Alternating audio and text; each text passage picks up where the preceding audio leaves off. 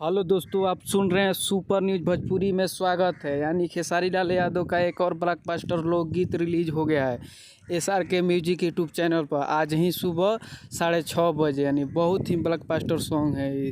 इस सॉन्ग का नाम है लाल घाघरा। क्या यूनिक टाइटल है। और इस सॉन्ग को गाए हैं खेसारी लाल यादव जी और इनके साथ डुएट की हैं प्रियंका सिंह और गीत लिखे हैं गोलू यादव जी। यानी कि संगीत सजाए हैं छोटू बाबा। क्या ब्लॉकबस्टर संगीत सजाए हैं। यानी कि बहुत ही शानदार सॉन्ग होने वाला है।